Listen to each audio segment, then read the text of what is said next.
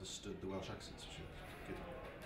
Now I'm curious, is this based on a true story, or is it sort of just the writer's true upbringing I've heard? It's a kind of an aggregate of everybody's school days, so it's like lots of different true stories melded into one fantasy, one drama. So there's a kind of teacher in it that we all wish we'd had, and it's based on the teachers that we loved, and played by Minnie.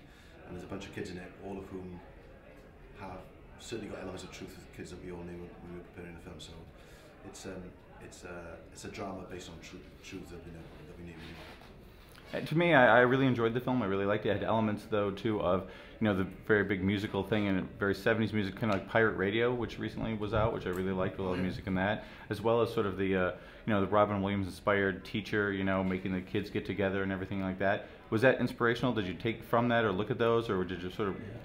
Yeah, I think it was a deliberate attempt to do our version of that high school thing, which is about good teacher.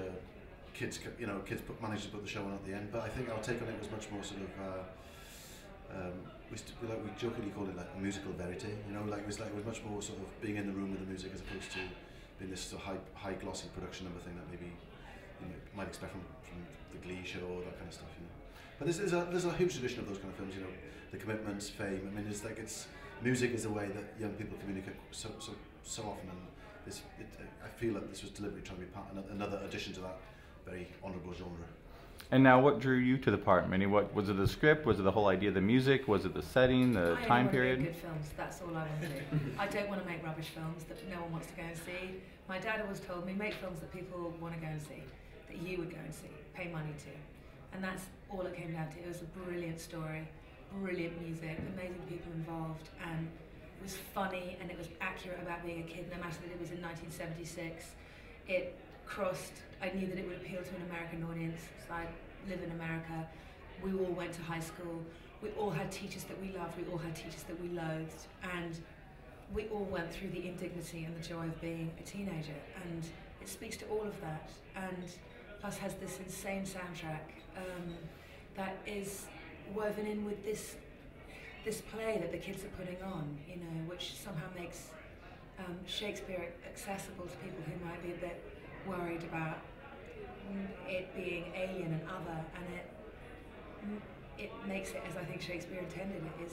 It's the words of the people. And it's Shakespeare's The Tempest. Was it always The Tempest in the original screenplay, that was going to be the Shakespeare play?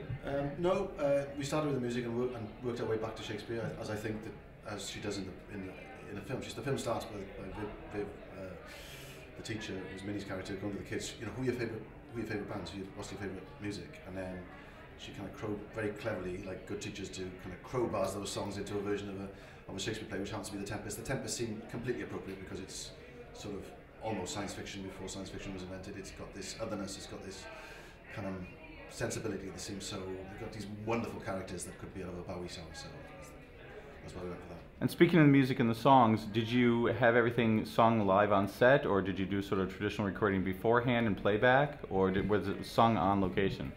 Yeah, so it's very important actually that we ended up, all the music was live, so when we were filming we were actually singing them.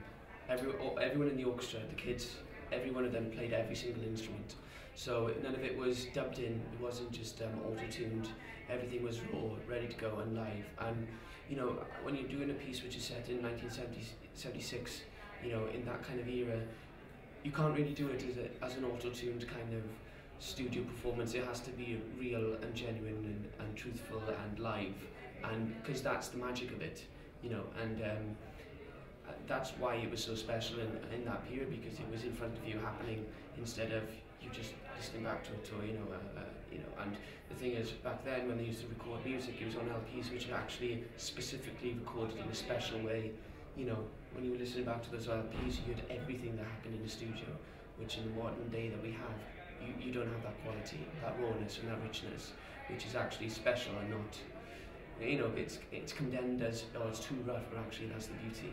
So when it is perfect, it's genuinely perfect, and that's, so like bands like the Beatles were so successful because they were actually genuinely that talented and can hide behind auto-tune stuff and remix things. So it's really important that we try to touch upon that together, really, and embrace it, and just be truthful, you know, and bring back the live music. And for you and Minnie both, you obviously have acting backgrounds, but what about the singing backgrounds and sort of having to know, okay, now you have to sing on camera live, pretty much? Yeah, well, luckily for me, I've had a lot of stage kind of experience in singing live, and when I was younger I used to do a lot of live singing as well, so I had that experience, and it was just then really nice to take that tool and put it in front of a camera, you know, and kind of embrace that, and you know, you get to go back to our music. Yes, a little bit. Yeah, I've sung all my life, and I've made a couple of records and I've toured all around the States and Europe, and so I mean, I didn't do a whole lot of singing in this film, just a bit, but it was really comfortable with that aspect. I was going to ask you about that, where the big musical number at the end, were you a bit jealous that you weren't able to participate in the actual live musical out in the woods and everything? You know what, it was so amazing watching them. I wasn't going to try and shoehorn my way in, it would have been a bit weird. But I loved watching all the musical numbers of all the kids. It was phenomenal.